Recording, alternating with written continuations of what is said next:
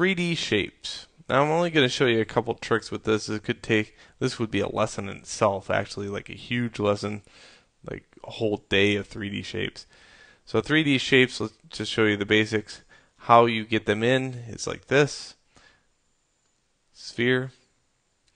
How you edit them, you double click the layer and you get this. This is the shape, this is the material on the shape, and this is how lights affect it. So let's go to sphere and go to moving it. I can move it using this button. I can send it back and forth into space. This would be like throwing the ball out, or I can scale it. Okay, so there's your one tools. Also, material is the best. If I want to change the color of the ball, that's a diffuse layer. I can change this to a diffuse. And notice it made a texture.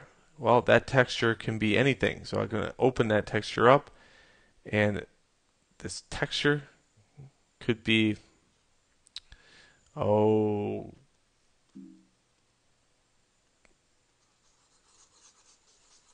that. Save it out.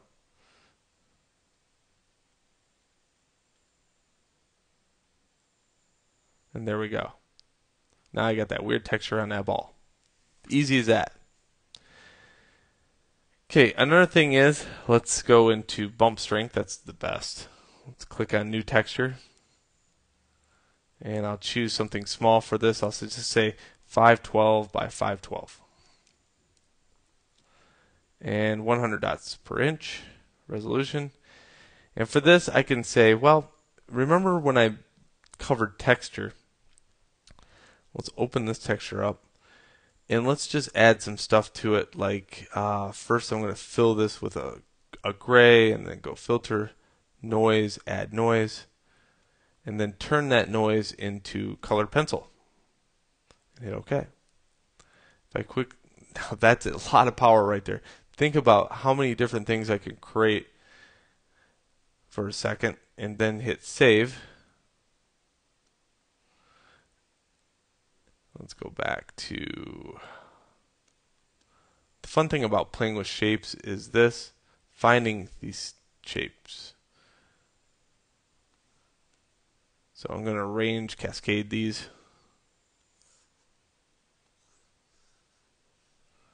I think it's this one, this one. There it is. Okay, so I'm going to close a couple of these out. When you get playing with shapes, you're going to instantly fall into a trap of, I got too many tabs. And there we go. I got this shape, and it has some texture on it. So now it makes more sense if I go over and rotate it, because it makes sense. Very cool. What would you use this for? Well, you can use it to make buttons. You can put it in a design. I mean, really, if I had something like that, and then I had some kind of logo over here, that'd look pretty nice. Just a simple sphere. It add an element of that sphere right in there. That's fine. Anytime you get moving it like I just did, you're going to have some slow tracking going on. It's got to update. Lighting is a little confusing, so I'm going to try to cover it. I got this infinite light, and this infinite light can be rotated, but I can't see the bulb. So I want to see the bulb here.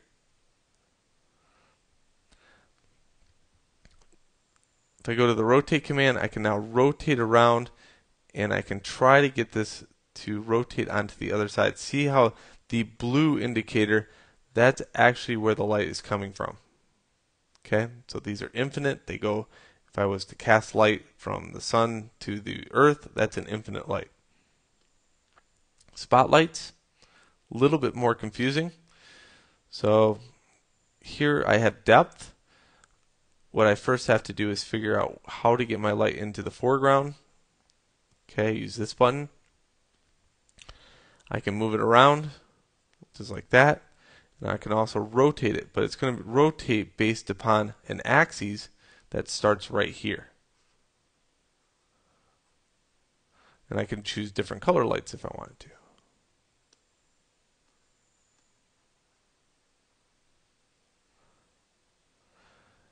And the last one's point.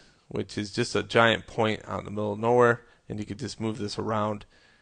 And again, the hardest part is trying to figure out where it is in Z space. So is it forward, is it backwards? And here's the intensity. Ooh. So that is 3D shapes, and that's all I'm going to cover about 3D shapes, because every one of these can be, you could take days, I mean literally days in this, and learn all the aspects of it, but really it's that simple right there. You got your shape, and if you ever want to make a new shape, you can close this out, you can go back here, and you can make a new layer,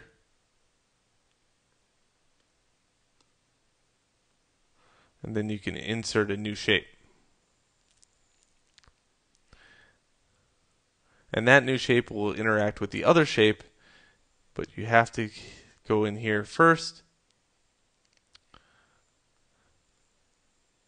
And this one's probably a really bad example, but see, these are planes, and for some odd reason they want you to have a box that's made out of planes, and this is how you interact with it. There we go. So I think I can highlight all these at the same time. No, that would be too smart, right? Yeah.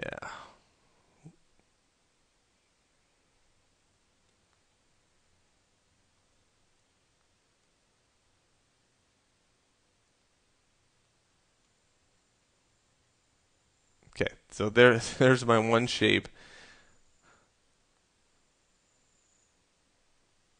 And this is how I cast it off into the background. Now the fun thing is, see how they don't touch each other. Even though they are part of the same world, they do not touch each other. So in order for this to work out, I have to go in here and I have to say, okay, I like that shape. It now lives under this shape. And that's how you interact with shapes. Yes, that's kind of dumb, but oh well, that's how it works. Alright, so that is 3D shapes within Photoshop.